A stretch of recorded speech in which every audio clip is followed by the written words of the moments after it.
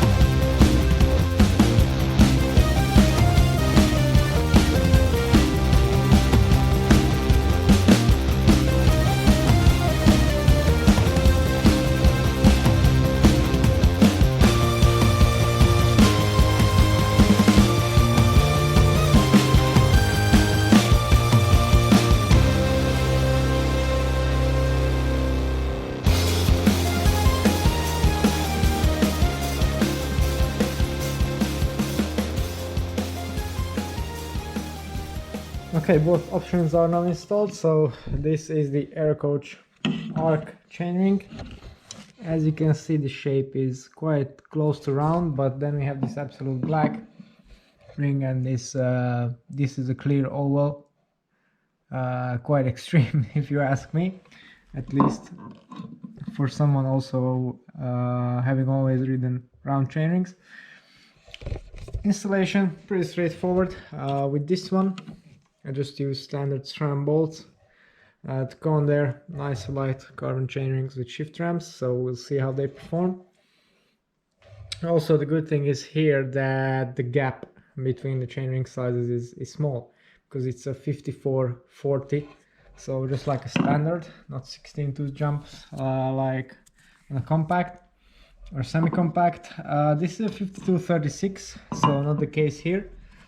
These are the absolute black, beautifully machined chainrings, also with the bolt covers here that perfectly match the spider. So everything is installed and tightened to spec. Now it's time to install the cranks back on the bike. I'm going to start with the less extreme AeroCoach chainring to see what's what.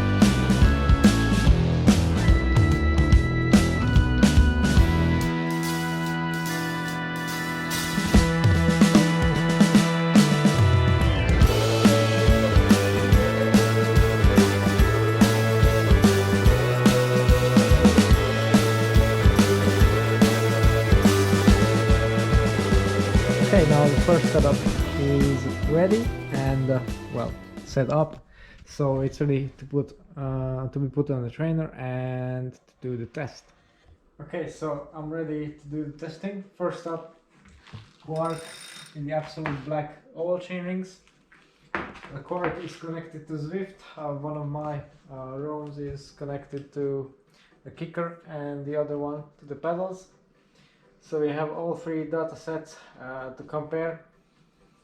First, I didn't want to include the kicker because with the machine testing it turned out to be reading quite low. Actually below what I expected to be the drivetrain loss. But then I decided to put it back in because I want to find out if the power loss was actually created by the machine cranks themselves, because they're quite flexy and the chainrings were quite flexy, which these are definitely not. So hopefully I'll find it out. And yeah, that's all. Everything set up, everything zero offset, no spin down on the new kicker, possible or needed, so they say. So time to push the watts. Let's get going.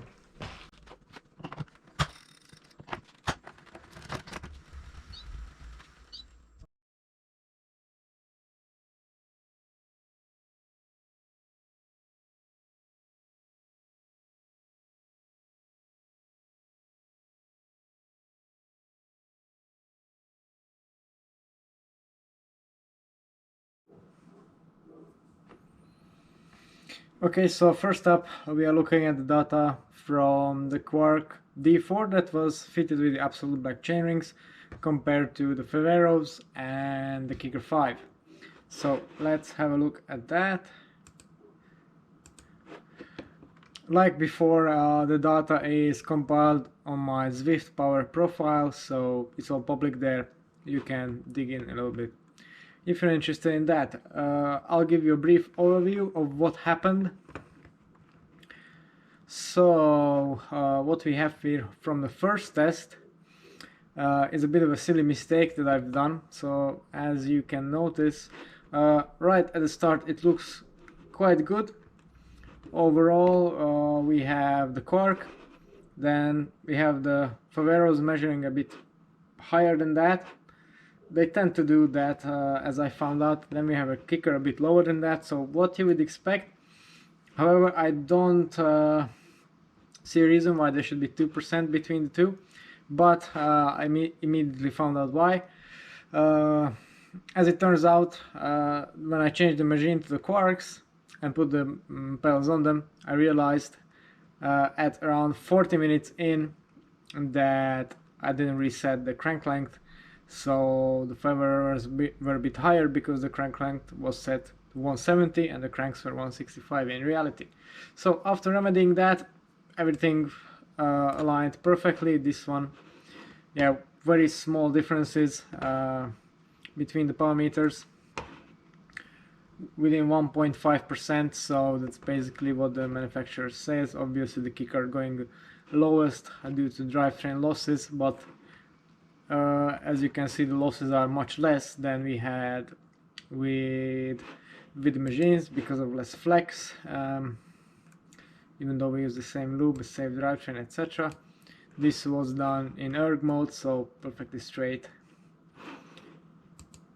Chain line, everything you need for a good measurement, and it's solid. I'm actually quite surprised, but yeah, the oval chainrings stood their ground, or at least the quark did. So yeah, no problems here, even though the chainring shape is quite extreme. That was a bit unexpected for me, to be honest. Now let's have a look at the AeroCoach chainrings, which have a much more subtle shape, to see how it unfolds.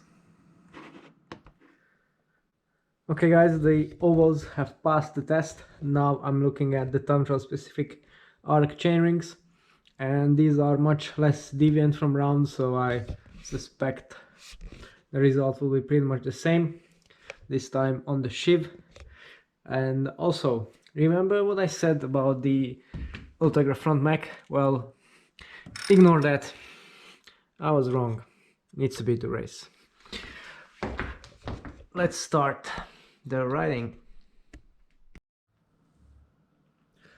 Okay guys, ready for the last power test, or the final one, with the Quark D0 versus the AeroCoach arc chainrings. I don't have the Faveros this time because I found very consistent results with this combination with the kicker.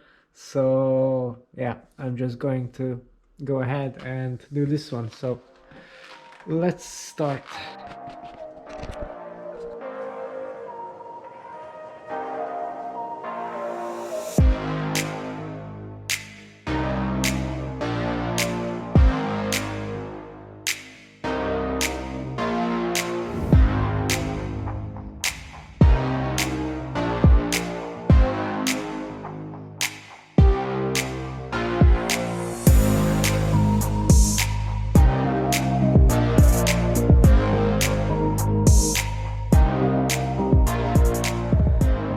Okay guys, just got off the bike and finished my training, so now we should have plenty of data to wrap this up, so I'll get changed and we'll have a look. Okay, now back with the Quark versus Kicker 5 and fitted AeroCoach chainrings. Now, as I said, these are much more of a supple shape, not a radically oval. This time I didn't use the Faveros because of lack of time of changing between the two things, and also I have a lot more confidence in the data after the success in the first test.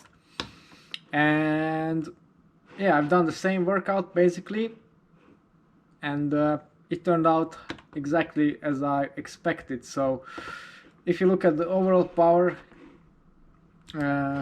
here, there we can see that yeah, the difference 1.3, 1.4%, very much in line with what we expect due to drivetrain losses, etc.